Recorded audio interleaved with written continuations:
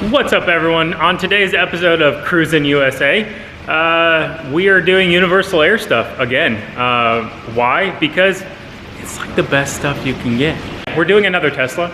It is a Model Y Tesla, but we're adding some things from Universal Air that are new and kind of cool. You've probably seen them before, but if you haven't, hopefully you can appreciate the new stuff that they're coming out with and some information at the same time. So let's see what we can get into.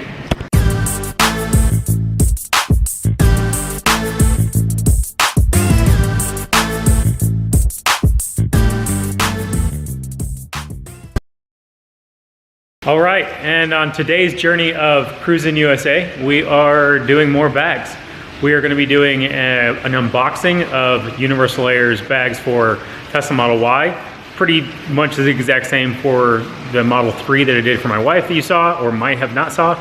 But a couple other things we're going to go over, other products that they have, unboxing compressors, airlift, everything that they're going to give you. If you went to purchase it directly from them, or from another distributor of theirs, and pretty much how you should pick it up would be how I'm going to show you. And then what I do every time I open a box, what I got to do, go through it back and forth, and the trunk setup that we're going to do on this. It's not going to be super crazy, but it's going to be a frunk setup, a little bit different, couple cool things that are brand new that never been seen before, and just some random stuff here and there. So stick with it if you want to see some stuff, or don't.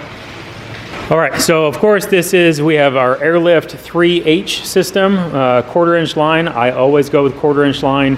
3/8 line is not worth the hassle. Airlift usually has issues with the management not being able to read it fast enough.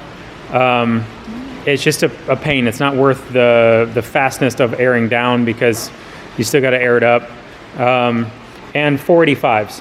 So if you have the ability to spend an extra $100 or so on the 485s, those are going to be a lot better, a lot longer lasting than the 444s. They're not much difference in size. They have the same foot setup, so even if you have a 444 now, you can jump to a 485. They're just a bigger, badder compressor with the same type of body.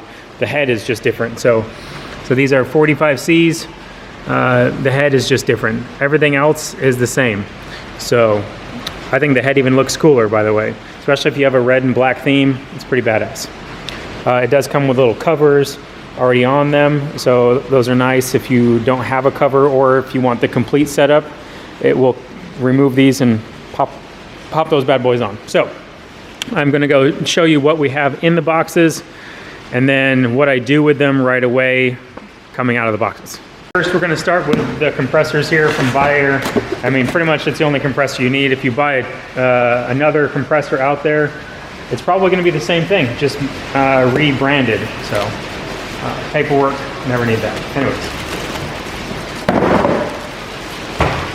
All right, so we have a whole box of goodies, a bag of goodies, an extra bag of goodies that you don't get with the 444s. And the compressors themselves. So I'm going to go through it and unbag these so you can see them. Okay, so you can see the base is about the same. This is all the same footing here. I believe it does have a little bit thicker base of these, but so yeah, these are a little bit different, a little stronger, I think, than the 444s. But the head here is just really what's different, and the airline. So this is a 3/8 fitting instead of a 1/4 inch fitting, which you can always get a reducer down, but that's a 3/8, not 1/4. So first thing I do, of course, that everybody should do, and if you don't do it, I don't understand why, is take off your stickers. Take off the damn stickers. It's not a mattress. You're not going to reduce your warranty from the stickers. So cut these bad boys off.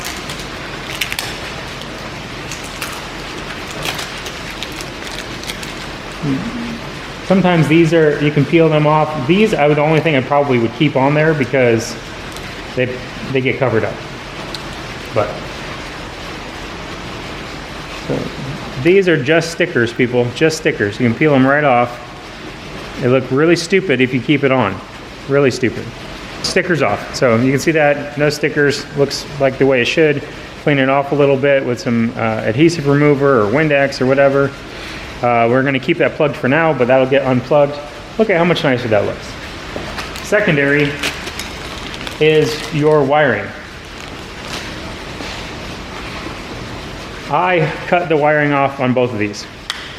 So one, if you're using airlift, you're going to be running your connection to here anyway, so you want to do butt connectors or female and male connectors. So this side should be the male, or this side should be the male for the compressor. This is a female, so the piece that slides in here, this should be on the wiring side for airlift, and this one should be on, yeah, you get it. I'll show you. But anyways, cut them both off and I will show you what I put on there. These are what I use. They are waterproof heat shrink connectors. So you have a male right there. Can't really see it there. You get a male and then a female. So they're heat shrink and waterproof or watertight. So that's good for that if you did get moisture in there for some reason. But also when this is heat shrunk, it grabs onto the wiring a lot better and you don't have any flex and ability to ground it out and all that. So that's why if you put this on the power side from the airlift, if for some reason it's disconnected and you still have your fuse connected, this isn't going to ground out on the ground, on the car itself anywhere. So way safer, way easier to do on the other side.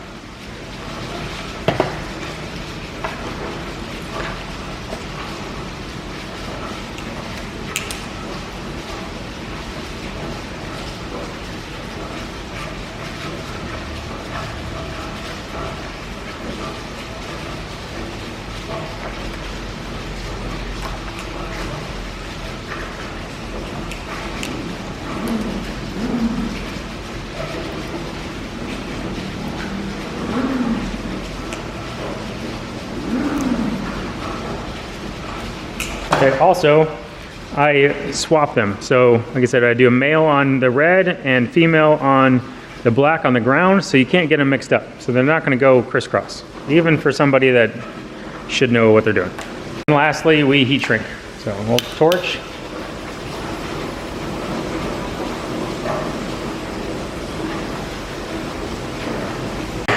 So I'll do the other one later. Now, what else is in your bag? So this has got a lot more stuff than the 444. So we've already played with our compressors here. But we got a lot more stuff in here on the 444s. Of course, we have our hardware here just to mount it, same hardware as the 444s, just the screw, washers, nuts. It also has a line holder. If you don't know what this has been for, this thing is for this hose. So this hose is extra. It comes in these because a lot of times these are ran outside the car for trucks, mini trucks, lowriders. Those are ran outside and you want to have cool, dry air for your filter. So that's what this is for. If you wanted to, it plugs into here, and I'll show you that.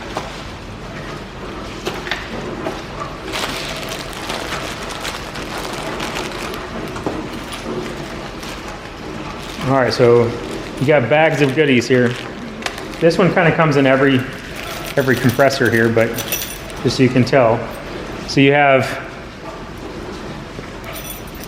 an out and an in and your filter.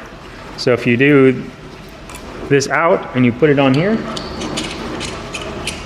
and then you put your hose on there, see? And then the other side of the hose, you put this bad boy in there, and then it goes on to here.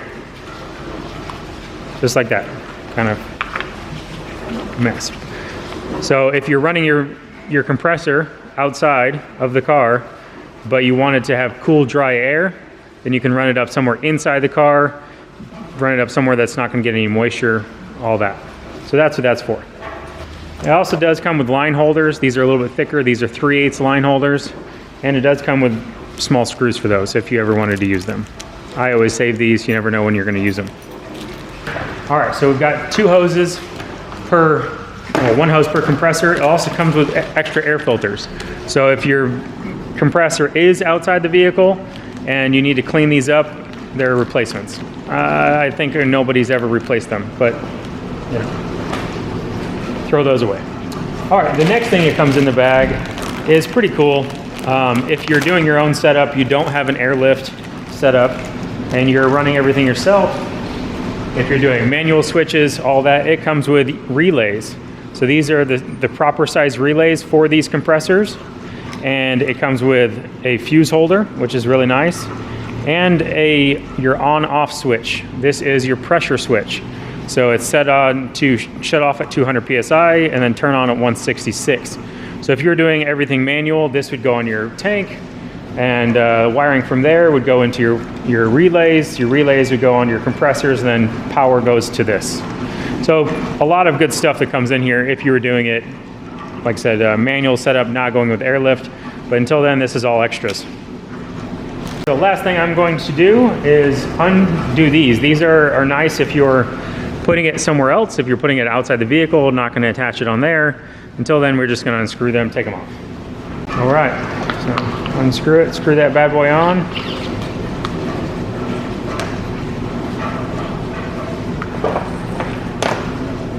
And now our compressor is ready. I just got to do the wiring on this side, and we're good to go. Now these can be installed.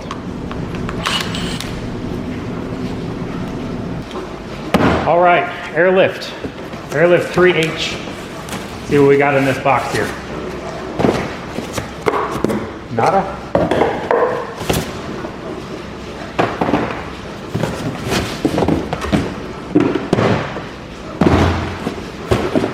Okay, first things first, we've got our normal airlift 3P,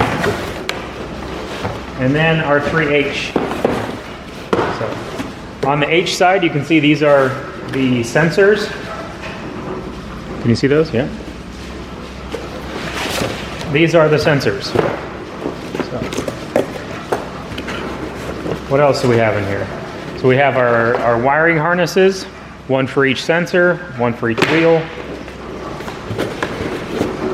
And then we've got the brackets, the hardware, sorry. Comes with self-tapping bolts if you really needed to do those. They've got little spacers in here, and our rods with hardware for the rods. So there's your rod. It's got a little rubber cover on it. You can cut this down to size, whatever you need to. Your bolts, different size bolts, nuts, washers, everything to attach this to here.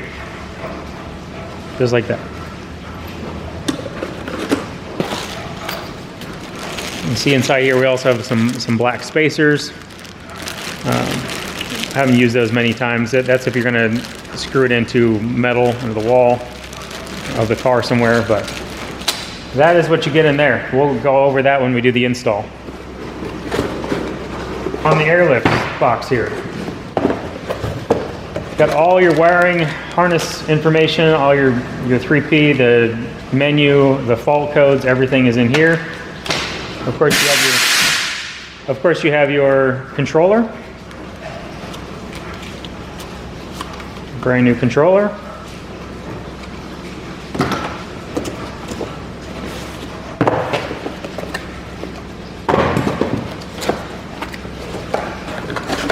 All the boxing materials we don't need anymore. All right, so you have your 3P manifold. 3P, 3H manifold is exactly the same. It's what you get every single time. This is the new one. The larger manifold, if you hadn't noticed already, this is a bigger plate. It's bigger this way, same dimensions that way. All right, in this box is the tools to install, your install tools. Got a bunch of zip ties. This is a bunch of extra zip ties, more than normal, but you got zip ties. You've got your line cutter. This is the only way you cut your airlines, with the line cutter. Of course, this one says airlift on it. They used to be blue, now they're orange. I don't know why they changed, doesn't matter. All right, we're going to use this box so you can see everything. Okay, so this is your fuse holder for the main battery connection on the harness. You're going to see the harness that's in there. That is what that's for. This is for your ignition wire. This isn't the one I use normally, but if you did need to use it, you can use it, but this is for your ignition wire to turn on the manifold. Your controller cable. This is your bolt and washer. Stainless, they're nice. That fits your manifold. If you didn't know, comes in there so you can properly bolt it down from underneath. Gotcha. Self-tapping bolts. I'm guessing these are for this, to do that with. That's the only reason I can see that they would be giving these to you if you needed to self-tap that into the bottom of your floor. These are metal, for metal, not for wood. So if you're doing it into metal, that's what it's for. All right, you have battery connections for your ground and positive. I do not use these. These are garbage. The connection points are horrible. The heat shrink ones are 10 times better spades, so these are garbage. All right, you have one self-tapping bolt. This is for your water trap holder. I'll show you that shortly. This is your 30 amp fuse for that. These are your connections. Should only really need two, or actually one for when you cut this to add to your harness. I'll show you that later. The rest of these are junk. If you use these are shit. Shit. I mean, I guess you could use this one if you really want to. So this one would go to here and plug into one of these, I guess. These are fuse taps. They're garbage fuse taps. I would never use them. This fuse is for here. It's a very small fuse. It's a 3 amp fuse. To be honest with you, I use a 10 amp fuse for that. But you could use this. I'm going to show you what I use. One sec. This is what I use. This is a proper fuse tap. Hey, there you go. A proper fuse tap. So you take the fuse out. This would where you take that fuse out. You put the original fuse here, the new fuse here, and then this goes to your ignition wiring for the controller and management, all that. The pink wire, I'll show you that soon. But this is a proper connection. It replaces a fuse, it's tight. You got old fuse, new fuse. So you could run a 20 amp fuse here. Sorry for dirty fingers. You could use a 20 amp fuse here for original, and then you can use a 10 amp fuse there for the management. I usually cut this off. I cut this bad boy off and I use a heat shrink one. I'll show you that. All this stuff is junk. This is junk. This you can keep for other uses later on, but can use that. In the Tesla, we're actually going to use this one in the Tesla because we have to jumper it in there. So I'll show you that later down the road. Okay, now, every airlift system comes with its own air line. If you buy the full package. If you buy individual just by itself, it will not. If you buy it as a package, it does come with its airline. I believe this is 50 or 60 feet. So if someone says they're going to charge you for airline, that means that they're needing more than this. It's possible if you're doing a custom setup. If it's a basic setup, you should not need more than this. This is your wiring harness. I will go over that later. Every kit comes with a water trap, and I'm going to show you every kit. All right, every kit comes with a water trap. This is what the water trap looks like, okay? So it has an in and an out, it's coming in, going out. This is made by SMC. This is a good, very good brand. Only thing I don't like about it is it comes with this as your holder. So you can see this. This is your holder, and it's too big. This will slide around and sloppy. So I'd rather if they made a bracket for this. I've made them before, but anyways, every manifold system comes with it because if you don't have this on there, it voids your warranty. This is to protect water and moisture from going in your management. 3P, water trap.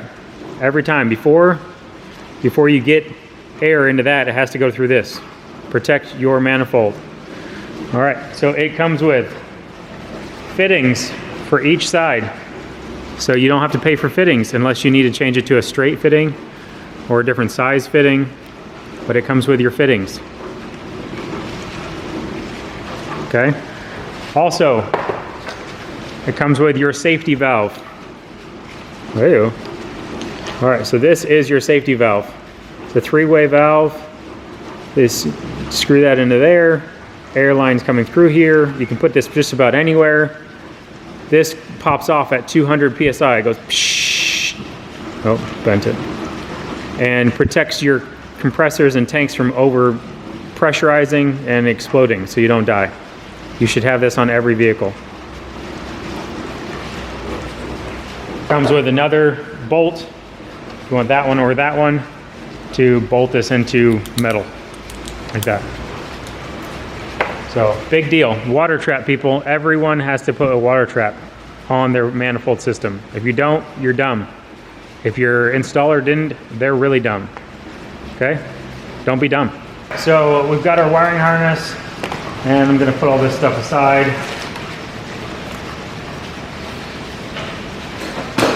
All right, so your wiring harness is for the management. It is for one compressor only, and it has a couple things on here. So that's where your compressors would go.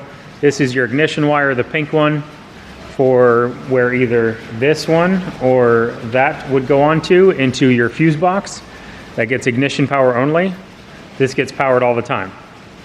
You got your relay in there, and this is your turn on switch for your second compressor.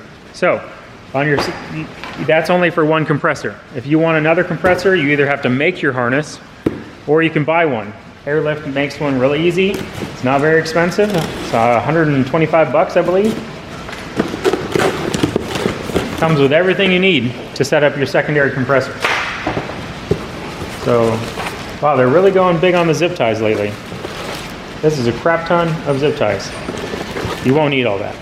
But it also has your installation guide. If you don't know what you're doing, this will tell you what to do. Garbage for now. So it has a whole nother harness here.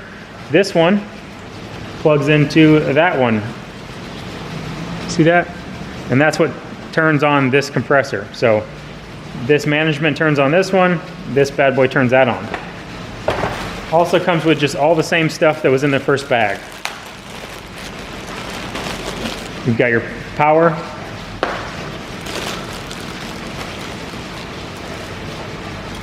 You've got a self-tapping bolt, so that would be to hold on that. Your crimp connectors, your fuse, and your ring terminals that are going to be thrown away. So ring terminals and that thrown away. You got it? Good. So since this is going in a Tesla, I'm probably going to shorten the wiring down a lot because it's going to go straight from the battery into the frunk area, and we don't need all that. This is a lot of wiring that would go from the front of the car all the way to the back for your trunk setup. But since this is a frunk setup, we're going to cut a lot of that off. So I'm not going to do any connections on it now.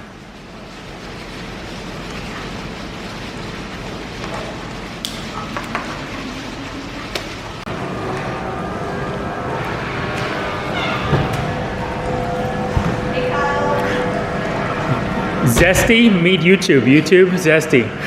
Hey guys.